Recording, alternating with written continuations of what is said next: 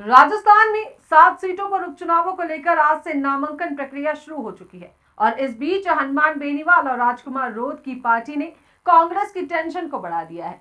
लगातार इस बात का कयास लगाया जा रहा था कि कांग्रेस पार्टी हनुमान बेनीवाल और राजकुमार रोध के साथ गठबंधन करेगी, लेकिन उस पर अभी तक किसी भी प्रकार का कुछ स्पष्टीकरण नहीं सामने आया है। हनुमान बेनीवाल का कहना है कि बीजेपी मेरी नंबर 1 दुश्मन है। अगर इंडिया गठबंधन के तहत चुनाव लड़ा जाता है तो 2 सीट पर यानी कि आरएलपी गठबंधन के तहत जो सीट आएगी उनमें खिमसर और दूसरी सीट देवलियोनियारा शामिल है। तो वहीं बाप पार्टी से गठबंधन की बात यदि की जाए तो राजकुमार रोध की पार्टी ने सलम्बर सीट से, जो कि अमृतलाल मीणा के निधन के बाद खाली हो गई थी, उस सीट पर बाप पार्टी ने अपने प्रत्याशी के रूप में हितेश कटारा को उम्मीदवार बना के उतारा है। अब आपको ये बता दें कि 2023 के विधानसभा चुनावों में भी पार्टी ने कटारा को ही कैंडिडेट बनाया था। वो तीसरे नंबर पर रहे थे। पार्टी के राष्ट्रीय अध्यक्ष मोहनलाल रोहत ने जानकारी देते हुए बताया कि पार्टी ने जनप्रतिनिधि सिलेक्शन प्रणाली के तहत वोटिंग कराई थी, जिसमें जितेश कुमार को सर्वाधिक मत मिले थे और इसी के आधार पर उन्हें कैंडिडेट चुना गया है। वहीं राजकुमार रोहत की पार्टी की ओर से संकेत दे दिए गए हैं कि आदिवासी बाप पार्टी किसी से कोई गठबंधन नहीं करने वाली है, कोई गठबंधन नहीं करेगी। अगर कांग्रेस हमें लोकसभा चुनाव की तरह ही समर्थन देना चाहे तो दे सकती है। और इस बीच कांग्रेस की ओर से भी साफ तौर पर कहा गया है कि हमने 7 सीटों पर, जी हां, 7 सीटों पर चुनाव लड़ने की तैयारी शुरू कर दी है। गठबंधन को लेकर फैसला आलाकमान करेगा और इस बात को लेकर क्या कुछ कह रहे हैं पूर्व मुख्यमंत्री अशोक गहलोत, दिखाते हैं आपको। देखिए, इलेक्शन कमीशन का रवैया अच्छा नहीं।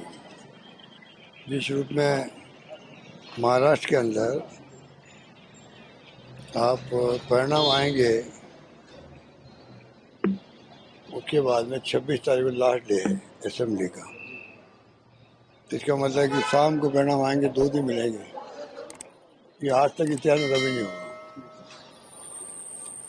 हरियाणा में उल्टा किया और चुनाव साथ करवाना चाहिए थे इनको, हरियाणा के और महाराष्ट्र के। पर ये बड़ा आश्चर्य की बात है कि 2 दिन पहले आप जो है चुनाव संपन्न करवा रहे हो।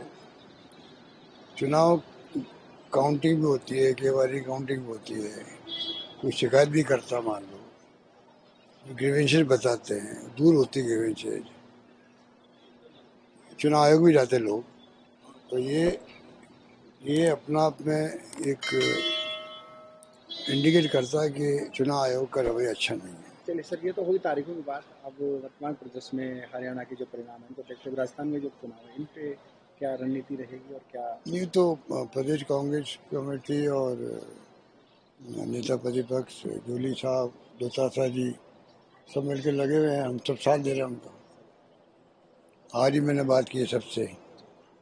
सभी क्षेत्रों में जहाँ आम चुनाव हो रहे हैं, बाई इलेक्शन हो रहे हैं, मैंने खुद ने बात की सबसे, और सबको ये कहा भी आप सब मिलके एकजुट होकर चुनाव लड़ो और जीत के आना, हम लोग पूरा सहयोग करेंगे। सर, राजस्थान में 7 उसी बात कर रहा हूँ मैं, यही तो पूछ रहे हैं। कांग्रेस यही पूछ रहे हैं, इन्होंने यही पूछा मुझे। अपने कांग्रेस अपने स्तर से ही सीट वितरित करेगी। अभी इन्होंने एक क्वेश्चन किया, उसका जवाब यही है कि हम सब मिलके इलेक्शन लड़ेंगे और चुनाव जीत के आएंगे। ठीक है, इनका क्वेश्चन ये था कि दूसरी पार्टी में साथ कहीं कोलैबोरेशन का है या कांग्रेस इंडिपेंडेंट लड़ रहा है? ये तो हाईकमांड फैसला करते हैं। तो ये फैसला स्टेट में नहीं होता है।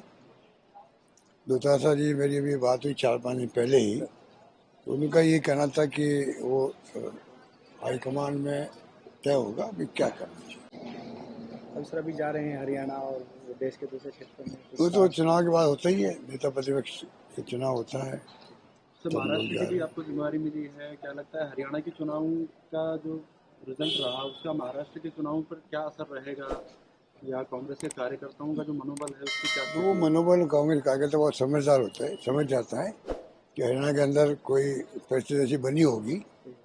उसका तो अलग हाईकमांड दिख रहा है, क्या कारण रहे थे, उसके लिए अलग से एक टीम बनाई गई है जो तय में जा रही है कि क्या कारण रहे हैं जिसके कारण से जो लोग, आम लोगों में चर्चा थी कि हरियाणा में कांग्रेस सगा बनाएगी, पूरे देश में थी, प्रदेश में थी, हर गांव में थी, और अचानक ही उल्टा हो गया परिणाम। तो इसके लिए तो खड़गे साहब राहुल जी ने कहा है कि टीम बनाएंगे, वो अलग काम चल रहा है। सर बहराइच जहाँ तक आप जो कह रहे हो उसके अंदर जो मैं समझता हूँ कि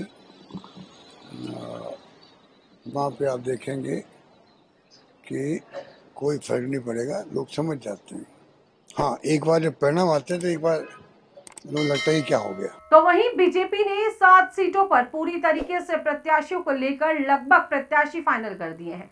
इस बार इंतजार है तो सिर्फ इस बात का कि राजस्थान के मुख्यमंत्री भजनलाल शर्मा 19 तारीख को विदेश से लौटेंगे, यानी कि आज वो लौटने वाले हैं। उसके बाद प्रत्याशियों के टिकट के साथ ही प्रचार को लेकर तमाम रणनीति तैयार की जाएगी। 21 या 22 अक्टूबर को बीजेपी की पहली लिस्ट आने की संभावना जताई जा रही है। तो वहीं आपको बता दें कि 7 विधानसभा सीटों पर 13 नवंबर को मैदान में मुकाबला होना है, यानी चुनावी मैदान में मुकाबला होने वाला है, जिसका रिजल्ट, जिसकी मतगणना 23 नवंबर को होने वाली है। अब देखने वाली बात यह होगी कि इस बार के राजस्थान के उपचुनावों में कौन प्रत्याशी इस बार जीत हासिल करेगा, ये तो आने वाला वक्त ही तय कर पाएगा। फिलहाल के लिए इतना ही। देखते रहिए पंजाब केसरी राजस्थान। नमस्कार।